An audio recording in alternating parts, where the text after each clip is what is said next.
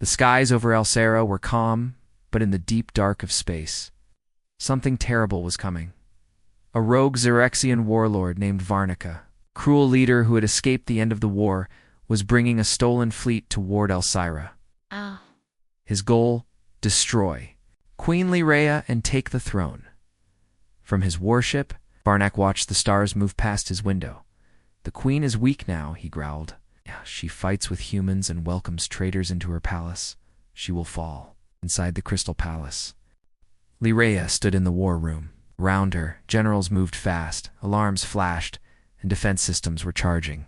Her face was calm, but her heart beat heavy in her chest. The enemy fleet had entered their system. Raynor stood beside her, now fully armored in silver and black. His helmet was under his arm, his rifle strapped to his back. "This isn't just a battle," he said. "It's personal." Lyraea nodded. Varnak was one of the last Xyrexian generals to escape the final battle. "He wants revenge. He won't get it," Raynor said. "Not while I'm breathing." The city prepared for war. Civilians were moved to shelters. Shield generators lit up the skies like glowing walls. Thousands of Elserian ships took position, ready to defend their world, but they were outnumbered. Varnik's fleet was made of stolen warships from several defeated empires. He had speed, firepower, and surprise on his side. Inside the palace, Lyraea met with her top commanders. She listened carefully, gave clear orders, and reminded them, "We are not just protecting a city. We are protecting a future where peace is possible." When the meeting ended, Raynor stayed behind. "You should be somewhere safe," said. "I am," Lyraea replied, stepping closer. "With you." They stood silently, facing each other. Raynor reached out and gently touched her cheek. "I lost you once. I won't do it again." Lyra smiled. "Then don't. Stay with me, no matter what comes. I promise." Hours later, the sky above Elsera turned red. The enemy fleet arrived. Dozens of dark warships hovered above the planet, blocking the sunlight. The Xerexian banners flew from their holes, and Varnik's face appeared on every channel. "Queen Lyraea," he hissed, "give up your throne, and I may spare your people." Lyraea stepped forward, her voice broadcast across the stars. "This throne was not given to me by fear. It was built with the hands of the brave, the hearts of the broken, and the hope of those who dreamed of peace. I will not give it up." Varnak laughed. "Then burn with your humans." And the battle began. Explosions lit up the sky. Starfighters from Elsera clashed with enemy drones. Warships exchanged heavy fire above the city. The shield dome over the capital held for now. Raynor led a ground defense team. He and Riven fought side by side, defending the palace gates from enemy drop teams. Lasers flew in every direction, but Raynor moved like fire fast. Focused, fearless. Inside the palace, Lyraea gave orders to redirect energy to the shield generators. She refused to leave, even when the generals begged her. "I will not hide. While others bleed for me," she said. Then the unthinkable happened. The enemy fleet fired a planet cracker cannon, a weapon made to destroy cities in one blast. It hit the shield over the capital. The sky turned white. The shield cracked. The city shook. Buildings fell. Fire spread. People screamed. The palace trembled as shockwaves reached it. Raynor was thrown off his feet, but stood again, coughing from the smoke. He looked up and saw enemy dropships landing directly outside the palace wall. He ran inside. Lyraea heard the alarms. She turned to her guards. "Get everyone to the inner chamber. But your majesty, do it." She grabbed a weapon and ran toward the front of the palace. Raynor reached the throne hall just as the enemy blew open the front gates. He saw Lyraea standing in front of her throne, a blaster in her hand, crown on her head. She looked like a warrior queen. He ran to her side. "We need to fall back." He said. "No," she said. "We hold." The enemy poured in. Raynor fired. Lyraea fired. The two of them stood back to back, protecting each other, moving like one. Guards joined them. Riven came too, blood on her face, but still fighting. The throne room turned into a battlefield. Then Varnak himself appeared tall, armored in black spikes, eyes glowing red. He stepped through the smoke with a giant blade in his hand. He pointed at Lyraea. Your throne dies today. Rayner stepped between them. Then come take it. Varnock charged. Rayner blocked the first strike with his rifle, then rolled aside and fired. Varnock dodged and kicked him across the room. Lyrea fired at Varnock, hitting his shoulder. He growled and rushed her, but Rayner leapt in again, tackling him down. They fought hard hand to hand, weapon to weapon. Varnock was stronger, faster, but Rayner didn't stop. I promised her, he growled. I won't let her fall. Varnock slashed him across the chest. Rayner cried out and dropped to his knees. Lyrea screamed, "No!" She ran forward, grabbing the fallen royal banner pole. With all her strength, she drove it into Varnock's side. The warlord roared, grabbing her by the throat, but Rayner, bleeding and barely standing, grabbed his blaster from the floor and shot Varnock straight through the heart. The warlord froze. Then fell dead. Silence. Then the sound of enemy ships retreating. The fleet was falling apart without their leader. Skies began to clear. The war was over again. Rayner collapsed. Lyrea caught him. His armor was broken. Blood ran from his side. "Stay with me," she whispered, holding his face. "Stay." He smiled weakly. "Still warm, like the first night." She cried. "You can't leave me again." "I won't," he whispered. "Not ever." And then, darkness. Rayner opened his eyes days later. He was lying in a bed of soft, light healing tubes around him. Lyrea sat beside him, her hand in his. "You're awake?" she said. "I am," he said, his voice rough. "Do you feel strong? Strong enough to stand beside a queen?" She kissed his hand. "Good. Because I've decided something." "What?" "I want you by my side. Always as my protector. My heart, my consort." Rayner blinked. "Wait, are you asking me?" Yes," she said, not as a command, as a choice. As a wish. He stared at her, then laughed softly. "Only if I get to sleep in the royal bed," she smiled. "Only if you promise not to disappear again." He squeezed her hand. "Never again." Weeks later, on the day of the Festival of Peace, the people gathered in the grand square. Lyrea stood before them in a gown of silver stars, and Rayner, dressed in black and gold armor, stood beside her. She spoke to her people.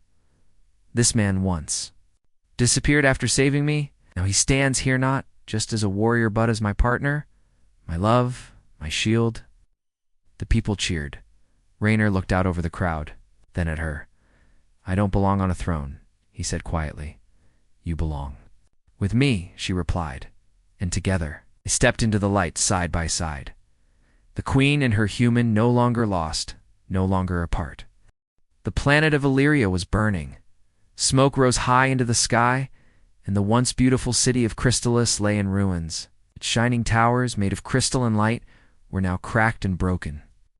The sound of distant explosions echoed through the air, and frightened Alari civilians ran for their lives. Fire lit the night like a second sun. Among the chaos, a human soldier sprinted through the rubble. His name was Captain Ray Donovan, part of a joint human-Alari peacekeeping mission. He had been sent with a small team to protect the Alari royal palace from rebel forces. But something had gone wrong, very wrong. The palace had been hit by an unexpected attack, and now Ray was separated from his unit. Ray's uniform was torn. Blood stained his right sleeve. He carried only a sidearm and a small medkit. But even injured, he kept moving. His mind focused on one goal: reach the inner palace. The queen's last transmission said the princess was still inside. He climbed over a broken marble wall and entered the main hall. The place was silent, except for crackling flames. Statues were toppled, stained glass windows shattered. He called out, his voice echoing.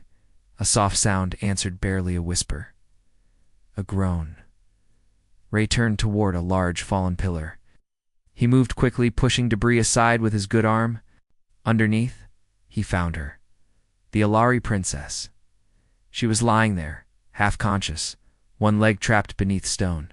Her silver-white hair was messy, her face streaked with dust. She wore a royal gown now torn and burned at the edges.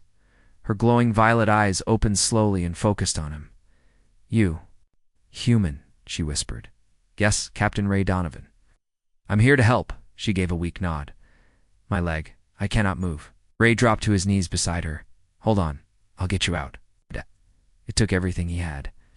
His shoulders screamed. In pain, but he used leverage, strength, and grit to lift the debris just enough to free her. She cried out as he pulled her gently to safety. Once clear, she collapsed against him. Thank you. What's your name? He asked, rapping. A bandage around her leg. Zero, daughter of Queen Lyraya. Ow, he nodded. All right, Princess Zarel, we're going to get out of here. You think you can walk? She tried, but failed. Her leg gave way. All right then, Ray said. Hold on. He lifted her into his arms. She was light, almost weightless, and her skin had a soft shimmer like moonlight. Where are we going? She asked, resting her head against his chest. There's an old scout outpost 2 blocks west. It has a panic room, safe, hidden. We'll wait for a vac there. Zarel closed her eyes, trusting him. It took them almost 2 hours to reach the outpost. Ray had to move carefully, avoiding patrols, dodging sniper fire, and finding shelter. Every few minutes, he carried Zarel the whole way. At last, they reached the bunker. It was buried beneath a ruined library, untouched by fire. Ray entered the code, and the door hissed open. Inside, the air was stale, but clean. Supplies were stacked along the walls. Water, rations, blankets, medical kits. He gently set Zarel down on a cot and checked her leg again. You'll be okay, he said. It's a clean break, not infected. You're lucky. She gave a soft smile. Thanks to you, human. Call me Ray. She repeated, like tasting the word. He handed her water. She drank carefully. Ray sat down beside her, finally allowing himself to breathe. His body ached, and blood still leaked from his shoulder wound. You're hurt, Zarel said, sitting up. Let me help. He tried to wave it off, but she touched his arm. A warm light flowed from her fingers, gentle and pulsing. Within seconds, the pain faded. The bleeding stopped. You can heal? He asked, amazed. A little, she said. Empathic touch. A Lari gift. We feel and fix. Ray looked at her closely for the first time. Her features were delicate, almost glowing in the dim light. Eyes were large and intelligent. Even hurt and tired, she looked. Otherworldly. They sat in silence for a while. Then she said quietly, I thought I would die in that hall. You didn't, he replied. I found you. She smiled again. Yes, you found me. Hours passed. Outside, the city burned. Inside, the air was warm and still. They shared food. Zarel asked about Earth, about humans, about why he risked his life for someone he didn't even know. Because it was right, Ray said simply. And because no one should die alone, stared at him a long time. Humans are strange. You burn bright. So much fire in such short lives, Ray chuckled. Yeah, that's probably true. The light flickered. Zarel shivered. Ray stood and pulled a blanket from the supplies. Here, she took it, but looked up at him. It's cold. Will you sit with me? He hesitated for a moment, then nodded. He sat beside her on the cot. She leaned against him. He felt her warmth, her heartbeat. I don't know what tomorrow brings. She whispered. Me neither, he said. Her hand found his. Fingers laced together in that quiet shelter, surrounded by war and ruin. 2 souls from different worlds shared a moment of peace. They talked softly through the night. About dreams, about loneliness, about things they never told anyone else. And before the sun rose, they kissed softly, slowly, like 2 stars meeting in the void. They shared one night together. No promises, no future. Just now, just something. Rial, when Zarel woke, the room was quiet. She looked around, heart pounding. Ray was gone. His gear was missing. The cot beside her empty?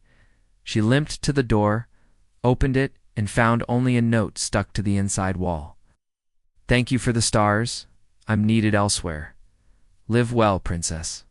Her hands trembled. She held the note to her chest. Outside, human ships arrived. The city was secure again, but the man who saved her who held her through the darkest night, was already gone, vanished like smoke in the wind. The skies of Illyria were blue again. For years had passed since the fire, since the war, and the night that changed Queen Zyrel's life. She sat alone in the royal garden, her silver hair catching the morning sunlight. Around her, flowers bloomed, the soft wind played with the leaves, and birds sang gently in the trees. But inside her, there was silence. Not a day went by when she didn't think of Ray Donovan, the human soldier who had saved her life, held her clothes, and then disappeared before dawn. That one night had not just changed her heart. It had given her a child. His name was Kalen. He had violet eyes like hers. But his smile, his bravery, and the spark in his eyes that was all Ray, Kalen was different from other Ellery children. He was faster, stronger, and more curious. He asked bold questions, climbed too high, he laughed too loud. And when he cried, his tears burned hot with emotions he didn't understand. Zyrel kept him hidden from the court at first. Only her closest aides knew about him. Her people loved her, but they feared change. A half-human child was not what the nobles expected from their queen, but Zyrel had made her choice. "I will never be ashamed of my son," she said, holding Kalen close. "He is my future." She trained him in secret language, history, control of his powers, and earth knowledge too. She showed him stars on the holomap and pointed at the planet called Earth. "Your father came from there," she whispered. Kalen looked up with wide eyes. "Will I meet him someday?" Zyrel smiled sadly. "I hope so." She had searched for Ray for 4 long years. Her staff combed through military records. They followed old soldier logs, medical transport lists, and even rebel prisoner reports. But Ray had vanished like a ghost. Every path led to a dead end. Some said he had died in a bombing on Mars Colony 3. Others believed he was lost in the jungles of Piroth 7. Zyrel refused to believe he was gone. He wouldn't leave without reason. She often said he would have come back, unless something stopped him. She even sent quiet messages through unofficial channels, using spies and ex-mercenaries to look across neutral zones, human colonies, and smuggler routes. No one returned with answers, until... Now, one evening, her chief royal scout, Varen, entered the throne chamber quietly. He bowed. "My queen, we may have found something." Zyrel sat upright. "Speak." "We tracked down a man who once served with Captain Donovan. Said Ray left the military right after the Illyria incident. Changed his name, dropped off the grid. He took a transport ship to the outer edges." Zyrel stood. "Where?" "A frontier world. Unregistered. Human settlers call it Greywatch. It's a small mining colony, no proper government, no official records. But we believe he's there." Zyrel's heart raced. "Alive?" Varen nodded. "Yes, alive. Building homes. Helping people. Living like a ghost." She closed her eyes. "After all this time, prepare my ship," she said. "We leave tonight." Before leaving, Zyrel visited her son. Kalen was in the private training room, floating small stones in the air. His eyes glowed slightly, and his hand trembled with focus. "You're improving," she said softly. He grinned and ran to hug her. "Kalen," she whispered, kneeling. "I must leave the planet for a few days, for something important." He tilted his head. "Another war." "No, my child." She touched his cheek, "I think. I may have found your father." His eyes went wide. "Really? Where?" "Far away. But I'll bring him back, I promise." "Will he like me?" Helen asked in a small voice. Zyrel smiled and kissed his forehead. "He will love you." The Queen's ship, the Star Veil, crossed through quiet space under stealth mode. Only a few guards and Varen traveled with her. After 3 days, stars shifted and Greywatch came into view. The planet was dusty, rocky, and plain far from the shining cities of Illyria. Human settlers lived in domes and metal shelters. The air was dry and everything looked gray. As the ship landed outside the small town, Zyrel wore a simple cloak. She didn't want attention. She wasn't here as a queen. She was here as a woman looking for the man who saved her life. They entered the settlement. Carefully, children played in the dirt. Machines rumbled in the background. Farmers, miners, and traders walked past without. Noticing her, then Zeril saw him. He was helping an old woman carry heavy tools across the street. His back was broader. His hair had more gray at the edges, but it was him. Ray Donovan. Her heart skipped. "Wait here," she told Varen. She stepped forward. Ray turned. He froze. Their eyes met. Everything stopped. Ray stared at her like he was seeing a ghost. "Zeril." He whispered. She nodded slowly. "Hello, Ray." He took a step forward, his face unreadable. Then another. "You're real," he said, "and you're alive." They stood close now. "You look different," he said softly. "You look tired." She replied. He gave a small laugh. "I thought I was dreaming." "I never stopped looking for you," she said.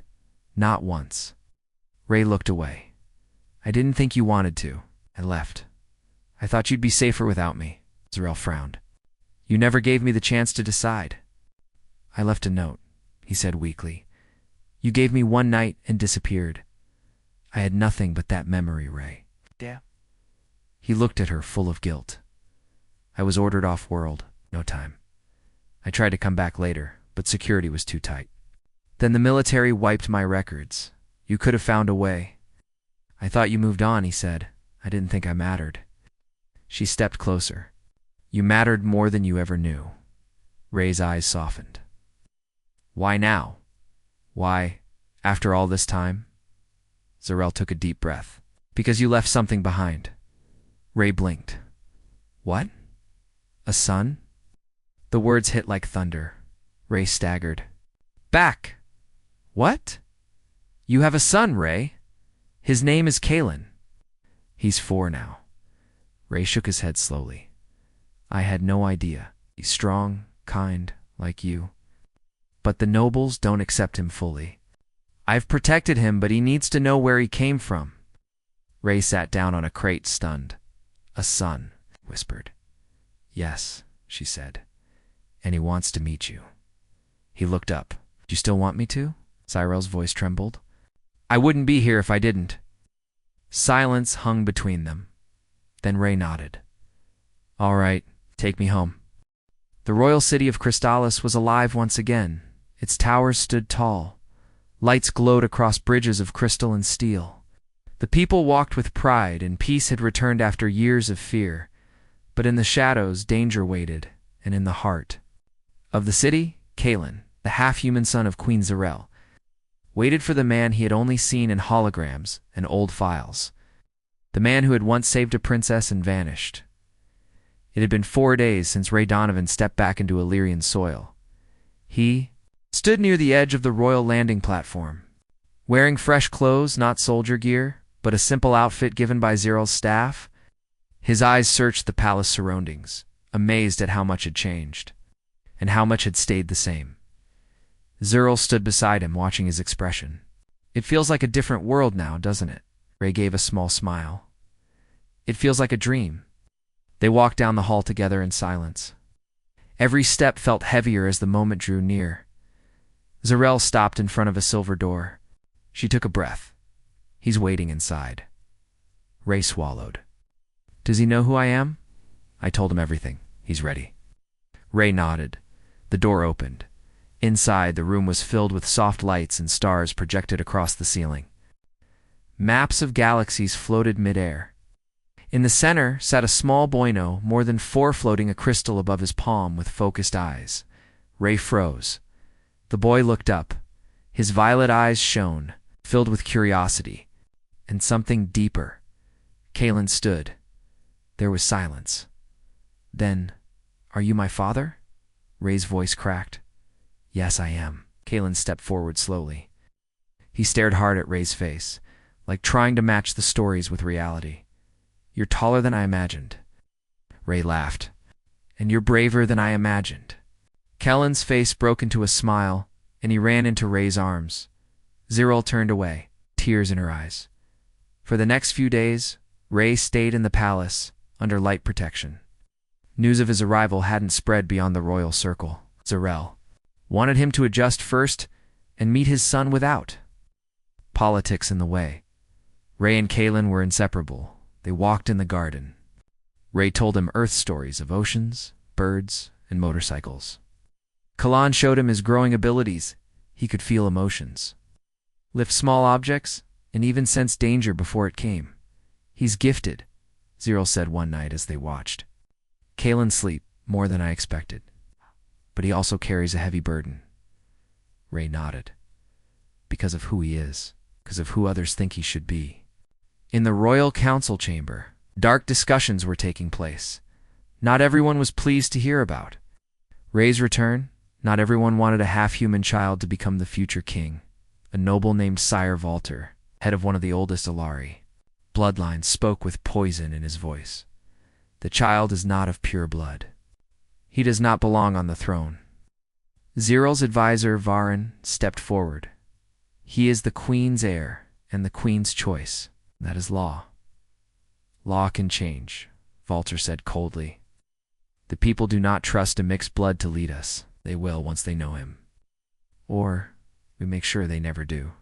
Later that evening, in a secret chamber beneath the city, Valter met with hooded figures. They've brought the human back, Valter said, eyes narrow.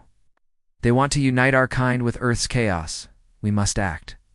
What do you suggest? One asked. A silent strike. Remove the human and the child. Without them, the bloodline resets. The queen. Without the boy, she'll be forced to choose a proper Alari mate. One of us. The others nodded in dark agreement. A plan was set the next day. Zirel hosted a private ceremony, a bonding event between her, Ray, and Kaelin. It wasn't a wedding, not yet. But it was a public signal. They were one family. A few trusted nobles attended. The rest of the guests were chosen carefully. Kaelin stood proudly beside Ray as his mother spoke to the group.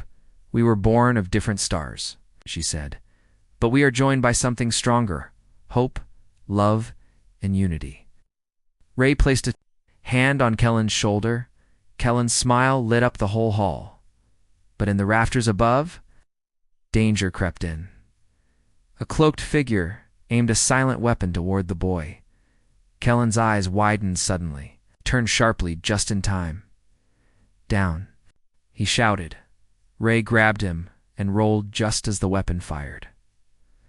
A blast of energy struck the wall beside them. Chaos erupted. Guards rushed forward. Screams filled the hall. Ray pulled Kaelin behind a pillar and stood in front of him, drawing a blade. From his belt, the assassin leapt from the rafters, but Ray met him midair, slamming him down hard. The guards tackled the attacker and dragged him away.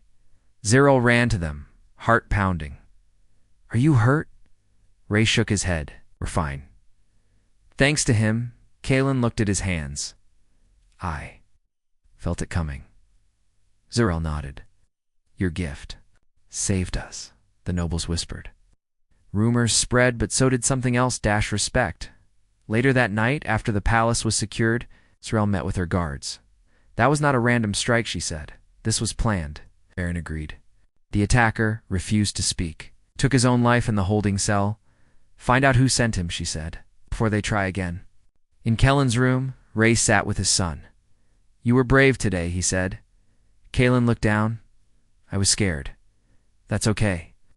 Being brave doesn't mean not feeling fear. It means acting anyway. Kaelin looked up. Would you stay, Dad? For good?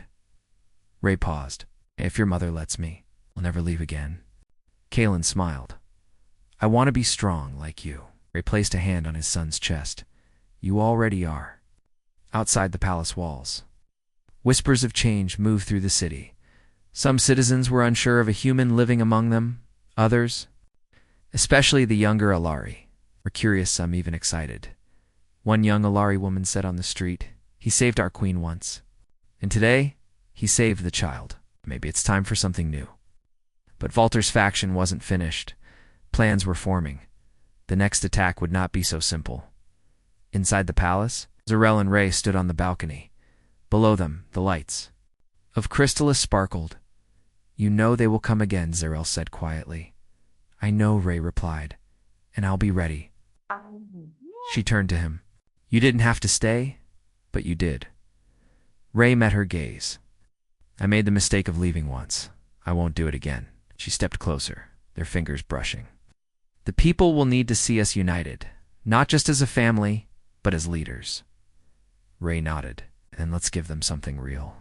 But far above, in orbit, an unmarked warship drifted silently in the dark. Its captain, mercenary commander paid by Valter, received the message. Destroy the human, take the boy. If the queen resists, remove her too. The future of Illyriand. The boy who would carry 2 worlds in his blood was now in deadly danger. The sky above Illyria was calm but high in orbit. Danger moved like a shadow.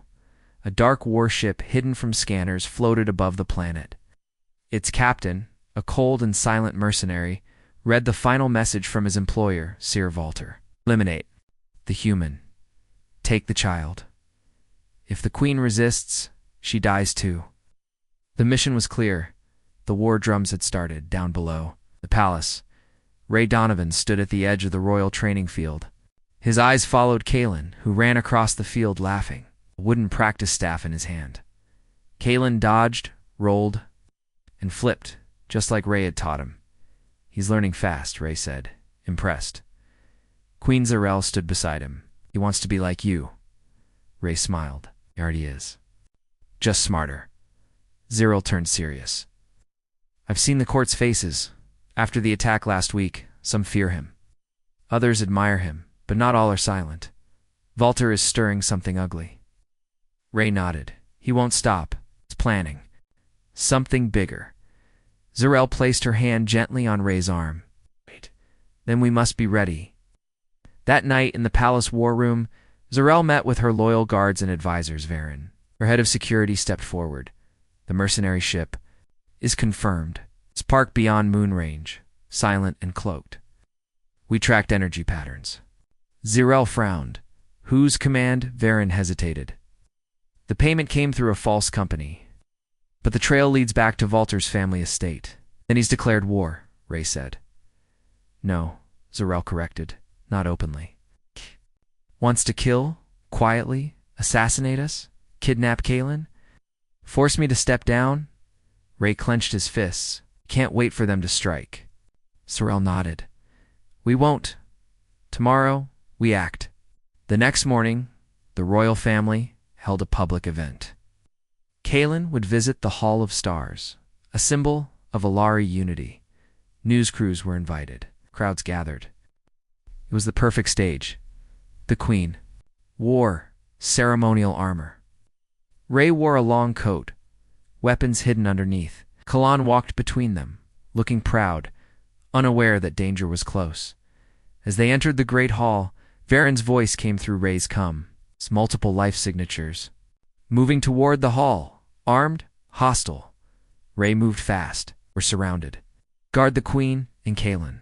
Too late, the hall doors slammed shut. Explosions rocked the outer gates. Smoke filled the chambers. From the upper ledges, masked attackers dropped down, weapons ready. Kalen screamed. Ray drew his blade and fired his sidearm in one move, taking down two attackers. Guards formed a circle around Zarel and Kalen. But the enemy was trained, fast, and cruel. Ray charged forward, fighting like the old soldier he was. He grabbed one attacker and slammed him into a pillar. Another tried to strike him from behind, but Ray spun and knocked him down with a sharp elbow. But more came. Zarel pulled, Galan behind her, and raised a glowing shield of light. The Alari gift flowed through her fingers, but the energy was weaker. Powers were fading. A figure moved through the smoke tall, masked, aiming a strange weapon at Kalen. Ray's heart stopped. He ran. The enemy fired. The blast struck Ray in the chest. He flew backward, hit the wall, and collapsed. No. Zarel screamed. Kalen dropped to his knees beside him. Dad, get up. Ray coughed. Psst. His armor was burned, but the shot hadn't pierced it. I'm okay, he whispered, but stay down. Zarel's eyes burned with fury. She stood and raised her hands. A wave of pure energy exploded from her palms, sending attackers flying. Her crown fell, but she didn't care. She would not lose her family. Kalen watched her, and something inside him awakened, in the center of the hall. Kalen stood alone. His eyes glowed bright. His small hands lifted into the air. The air crackled. Crystals on the ceiling shattered and floated around him. Time seemed to slow. Even the attackers stopped, staring in shock. Kellen's voice was soft but powerful. "Stop hurting my family." Pulse of raw force burst from him. It didn't kill, didn't destroy, but it pushed back every enemy like wind from a star, throwing them into the walls and knocking them unconscious. The hall went silent. Everyone stared. Ray sat up slowly, coughing. Did he just do that? Zerel stared in awe. Yes, that was not my power. That was him. Later in the royal chambers, medics treated Ray's wounds. Kalan sat beside him, still shaking. "I didn't mean to hurt them," the boy said. Ray smiled. "You didn't. You saved us." Zerel sat nearby. "You've awakened early, Kalen. Most Alari don't unlock their gifts fully until they're much older." "I felt something," Kalen said. "Like light inside me." Zerel and Ray exchanged a look. "You are more than either of us," Zerel said gently. "You're the future of two worlds." In the underground prison, the captured attackers refused to speak. But one carried a ringa, noble seal. Valtar single quotes. The proof was clear. Zerel stood before her council that evening. "Sire Valtar has broken our laws. He sent killers after a child. He will be judged." Some nobles still looked nervous. Ray stepped forward. "I was once just a soldier, but now I'm a father, and I will not let my son grow up under fear." Zerel nodded. "From this day forward, Kalen is no longer hidden. He is the official heir to the throne. Any who oppose this may speak now." The hall was quiet. None dared. That night, Ray stood on the balcony, staring at the stars. Zerel joined him. "You were right," she said. "We couldn't wait." "He's stronger than both of us combined," Ray whispered. "Yes," Zerel smiled. "And because of you, he's brave enough to use that strength." Ray turned to her. "We'll need to fight again, won't we?" She nodded. "The war drums are not silent yet. Valtar may be silent now, but he will rise again, or others like him will." Ray took her hand. "Then we face them together." "For our son," Zerel said. "For the future," Ray agreed. And as the night wind swept across the palace, Kalen watched them from his window. Holding the small crystal he had floated earlier, his powers had awakened. But his journey was just beginning.